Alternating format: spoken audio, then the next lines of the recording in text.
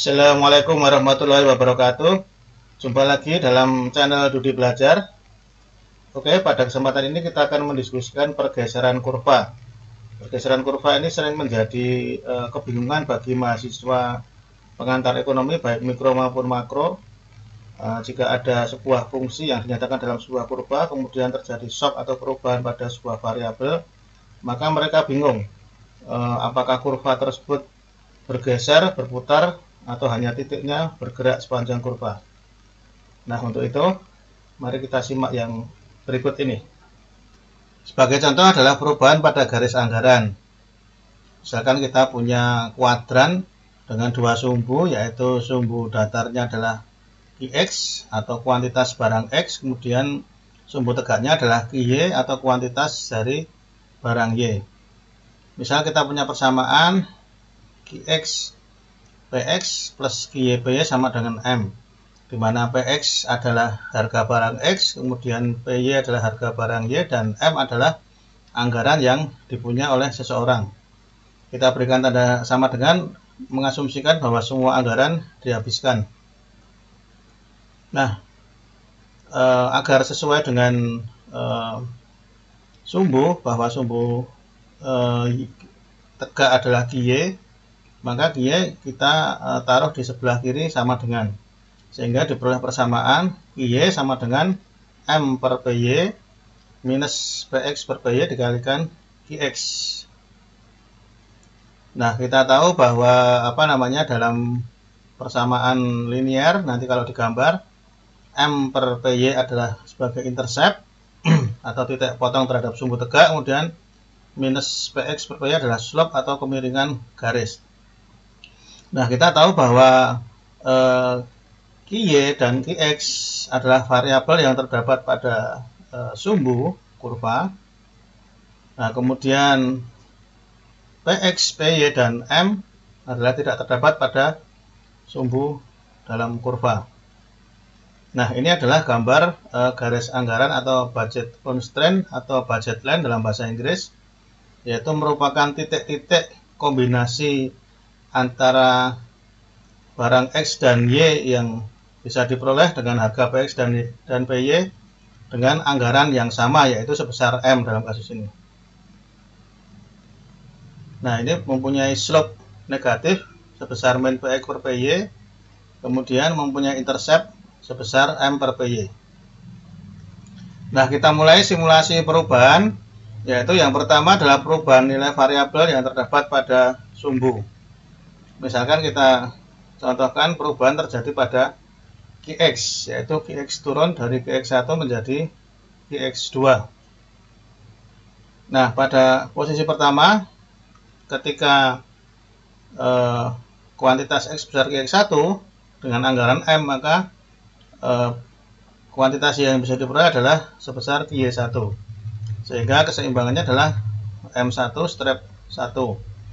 Kemudian misalkan terjadi perubahan pilihan, Qx menurun dari Qx1 menjadi Qx2, maka yang terjadi dengan anggaran yang sama, yaitu sebesar M, maka Qy yang diperoleh menjadi meningkat, yaitu sebesar Qy2, sehingga terdapat pada titik M1 strip 2.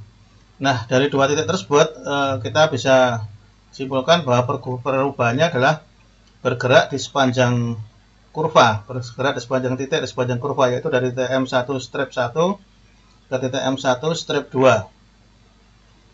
Kemudian yang kedua adalah perubahan nilai variabel yang tidak terdapat pada sumbu, tetapi berpengaruh pada intercept. Misalkan sebagai contoh, M atau anggaran naik, yaitu dari pertama kali M besar menjadi M besar tambah M kecil, sehingga perubahan ini akan berdampak pada intercept, sehingga interceptnya berubah, yang tadinya M besar per Py menjadi M besar plus M per Py. Nah, sehingga jika digambar maka akan terjadi pergeseran seperti ini. Pergeseran artinya apa? Interceptnya berubah dari M besar per Py menjadi M besar plus M kecil per Py, sementara slope-nya tetap, yaitu minus Px per Py. Nah, ini yang disebut dengan bergeser.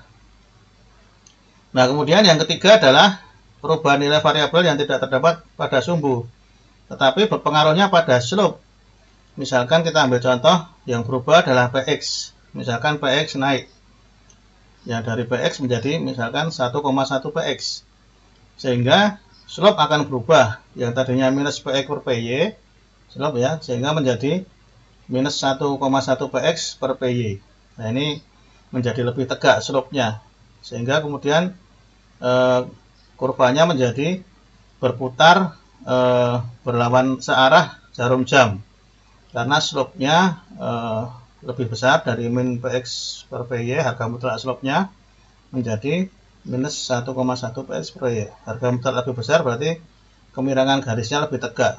Dengan intercept yang tetap, yaitu sebesar M per Py. Dengan demikian, perputarannya bersumbu pada M per Py.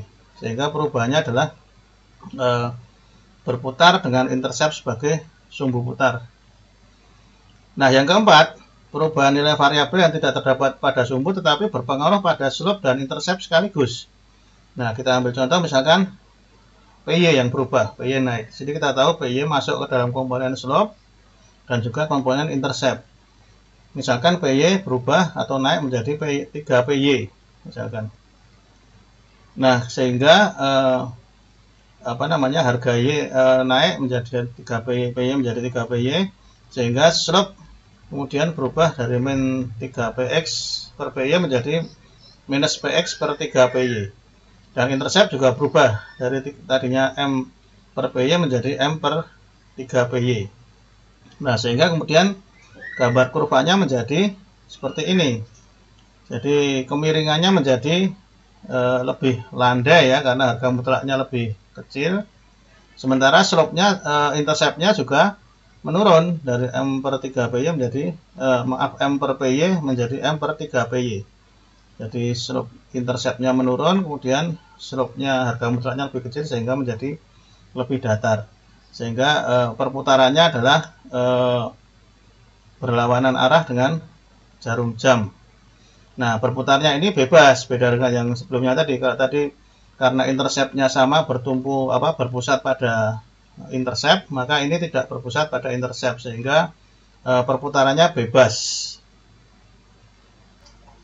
Demikianlah sedikit contoh sederhana tentang bagaimana perubahan kurva.